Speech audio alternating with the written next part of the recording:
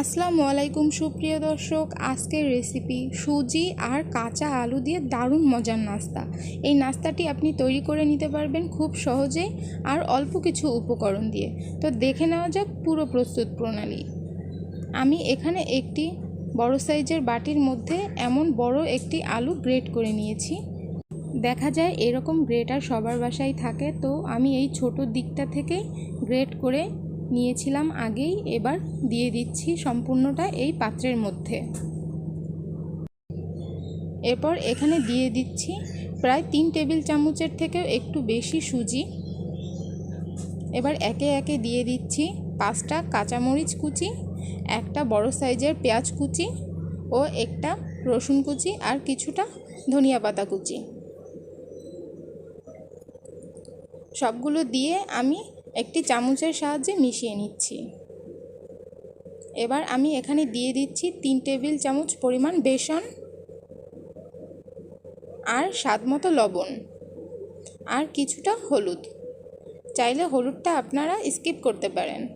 এবার চামচের সাহায্যে ভালো করে মিশিয়ে এর মধ্যে দিয়ে দিচ্ছি পানি।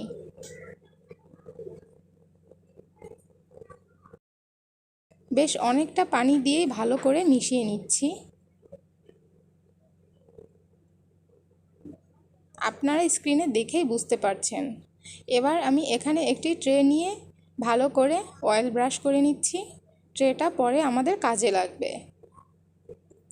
এবার চলে যাচ্ছি চুলায় একটি ফ্রাই প্যানে আমি তেল গরম করে দিয়ে দিচ্ছি 2 চিমটি পরিমাণ জিরাটা হালকা ভাজা হয়ে গেলে এরপর দিয়ে দিচ্ছি আগে থেকে করে রাখা ওই মিশ্রণটি। এবার ভালো করে নেড়ে চেড়ে এটাকে শুকনা করে নিতে হবে। নাড়া থামানো যাবে না, তাহলে নিচ থেকে লেগে আসবে। আমি চুলায় নেড়ে এইভাবে ঘনত্বটা করে নিয়েছি, আপনার স্ক্রিনে দেখেই বুঝতে পারছেন।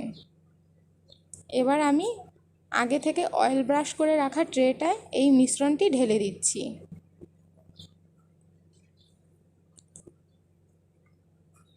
ঢেলে নেওয়া শেষ। এবার আমি হাতে একটু তেল মাখিয়ে ভালো করে এটাকে সমান করে নিচ্ছি।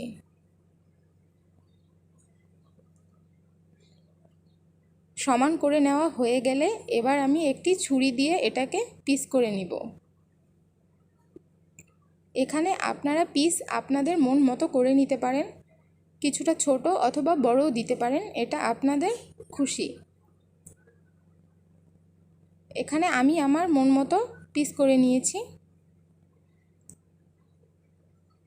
দেখতেই পাচ্ছেন কীরকম হয়েছে, এটা কিন্তু মোটেও নরম হয়ে আসেনি। এবার চলে যাব চুলায় ভাজার জন্য। ফ্রাই প্যানে এবার আমি আবার কিছুটা তেল দিয়ে দিয়েছি। এখানে অনেক তেল দেওয়ার কোনো প্রয়োজন নেই, সামান্য তেলটা গরম হয়ে আসলেই এবার দিয়ে দিচ্ছি এইগুলোকে।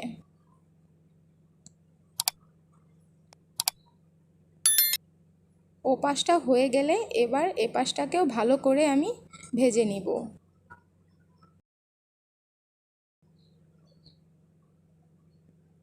চুলার আঁচটা মাঝারিতেই রেখে আপনাকে ভেজে নিতে হবে।